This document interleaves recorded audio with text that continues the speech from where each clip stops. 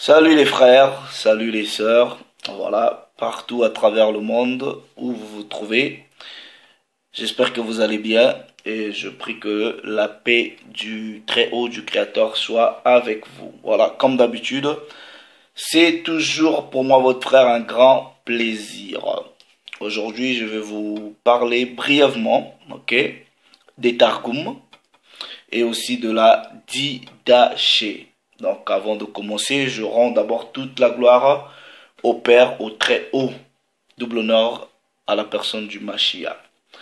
Bon, ce que je vais présenter ce soir, ok, bon, c'est plus ou moins pour des gens comme moi-même qui ont une certaine démarche de recherche, ok, à la fois académique, historique, un peu intellectuelle, parce que les choses de l'esprit, c'est voilà, c'est l'esprit qui vous guide, voilà, ça c'est personnel, mais moi je suis de ceux qui, quand je découvre des informations qui peuvent paraître bénéfiques pour des frères et sœurs, ben, je les partage, hein.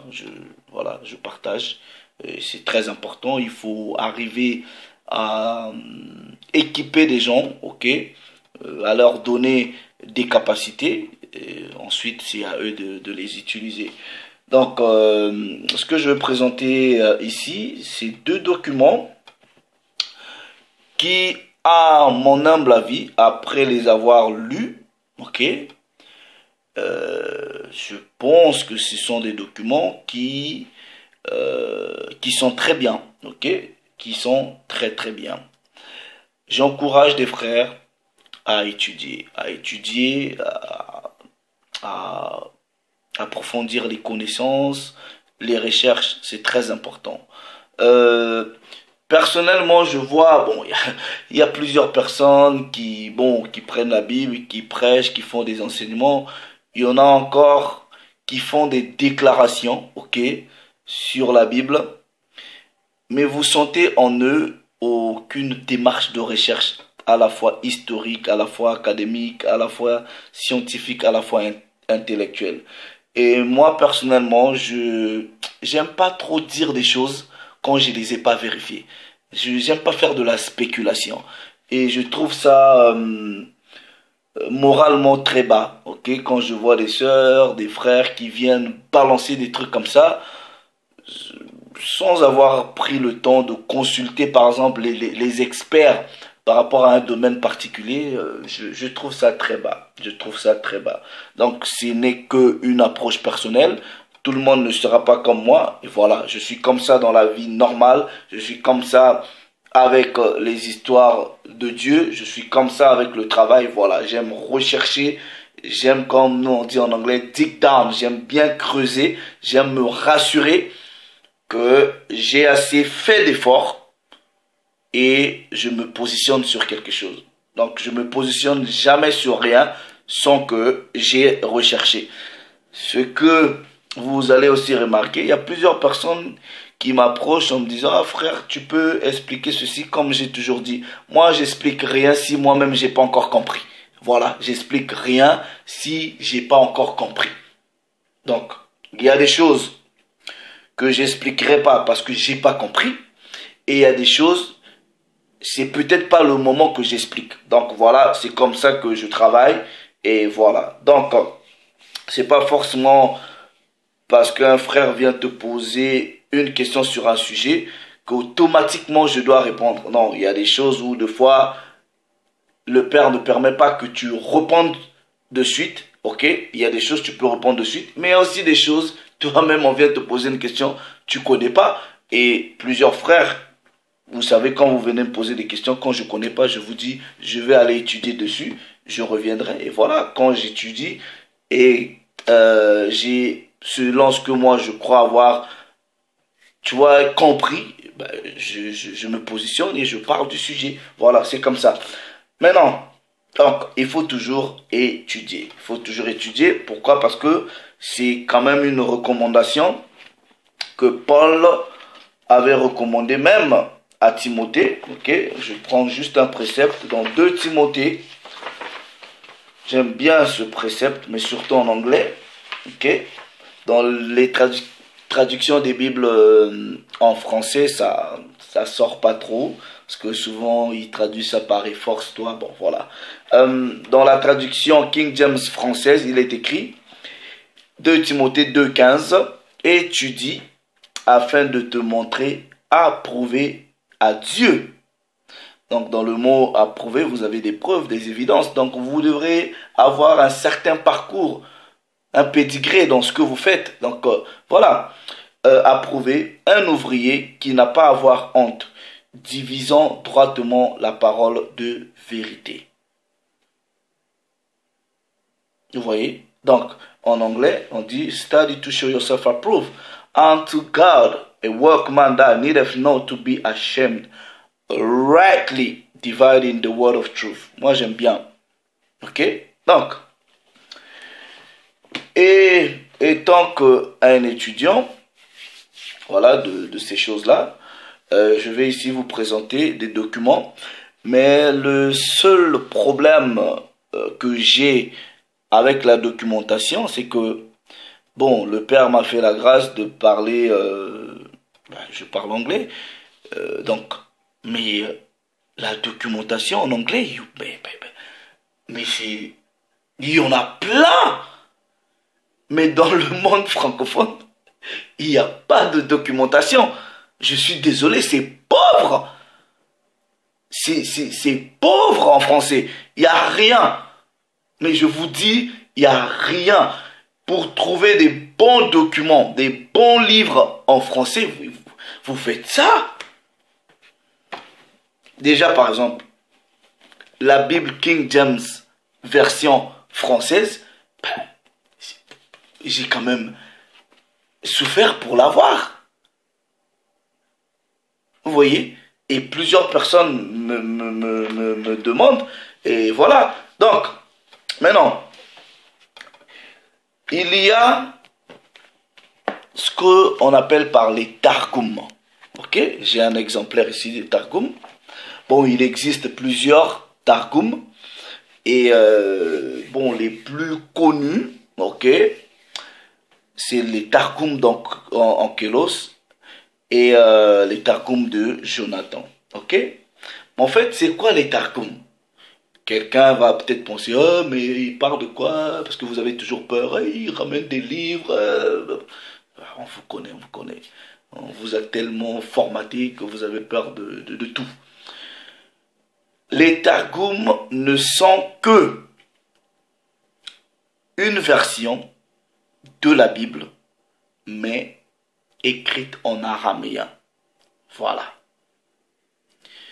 Mais non, mon humble avis, ça va peut-être pas être l'avis de tout le monde. Ceux qui ont lu les Targums, les ont comparés avec peut-être les Bibles dites classiques. Moi, personnellement, je trouve, après avoir lu 2 Targums, il y en a plusieurs, mais moi j'ai lu 2, j'ai un penchant pour les Targums. Voilà. Je pense qu'il y a une certaine cohésion dans la structure du texte. Bon, après, j'ai quand même une base littéraire, donc les analyses textuelles, bon voilà, la structure, c'est des choses que j'ai apprises à l'école. Donc voilà, mais vous sentez une certaine cohésion littéraire et il y a plus de détails que nous trouvons peut-être pas dans le texte, on va dire, dit hébraïque, des versions actuelles. Et je suis un peu, on va dire, tombé un peu amoureux des Targums. Voilà. Si je vais, par exemple, utiliser les textes du Pentateuque, ben, je préfère quand même aller lire dans les Targums. C'est la même chose, le récit reste le même, mais c'est beaucoup plus dans... Ça donne plus de détails, mais c'est dans la cohésion du texte. C'est ça en fait. Si c'est bien ficelé, c'est bien agencé. Voilà. Et les mots sont très très bien choisis. Donc c'est quelque chose que je conseille. Donc c'est la Bible, mais une traduction basé sur l'araméen. Ok? Bon. Souvent, vous entendez, on dit, oh, on est des Hébreux, mais on a souvent occulté le côté araméen des patriarches. Ok? Regardez. Ok? Je prends juste un précepte pour confirmer un peu cette culture et cette langue. Ok? Genèse chapitre 25. Ok? Genèse chapitre 25. Je lis le verset 20. Il est écrit, Abraham engendra Isaac. Isaac était âgé de 40 ans quand il prit pour femme Rebecca, fille de Bethuel l'araméen.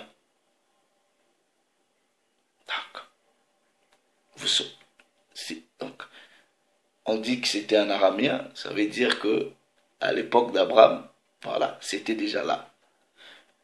Mais on va prendre un autre précepte, ok, dans Deutéronome chapitre 26, ok, au verset 5, il est écrit, tu prendras encore la parole, tu diras devant l'Éternel ton Dieu, mon père était araméen nomade. Qui parle ici? Qui parle en disant que son père était araméen nomade. Il descendit en Égypte avec peu de gens. Il y fixa son séjour. Il devint une grande nation, puissante et nombreuse. C'est Jacob qui parle. Vous comprenez? Donc, souvent nous parlons hébreu, tout ça là, mais je veux encore approfondir un peu sur le côté araméen des choses. Ok? Donc, j'encourage à acheter, par exemple, celui-là, là, c'est même 10 livres ou 20, bref, voilà. Lisez, vous voyez, comme vous voyez, les Targums de Ankelos et Jonathan, ok, on the Pentateuch, ok, donc c'est juste une version des 5 premiers livres, mais au lieu que ce soit en hébreu, c'est en araméen. Voilà, c'est ça, c'est très bien fait, en tout cas moi j'aime. Maintenant, un autre document qui est aussi important, que vous pouvez, si vous voulez, hein, acheter, c'est la Didaché, ok, ou la Didache. C'est l'enseignement des apôtres, ok. Lisez-les, ok, pour des raisons d'études, et vous trouverez une certaine cohésion avec ce que nous avons actuellement. Donc, c'était ces deux documents que je voulais vous présenter. Ceux qui aiment rechercher, achetez-les. Ceux qui préfèrent attendre qu'on vienne leur présenter des trucs, voilà, c'est pas grave, on est là. Donc voilà, c'est les deux documents que j'ai voulu vous présenter, ok, très important, mais toujours il faut étudier. Vous étudiez, voilà, vous devez, c'est-à-dire en étudiant, vous êtes moins bête, quoi. Et voilà, c'est tout.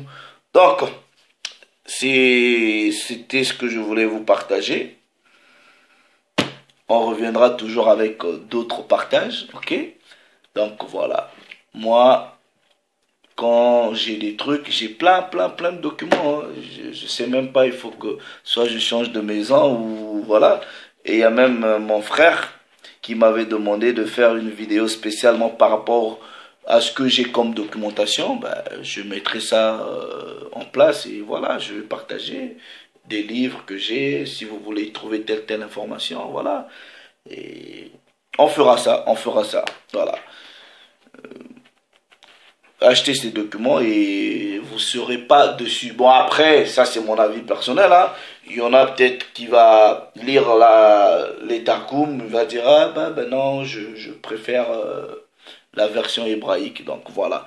Et d'un Targum à un autre, il y a toujours quelques petites différences, mais personnellement, je préfère les Targums. Donc voilà. Bon, le Père s'est encore glorifié. Je vous dis un grand shalom.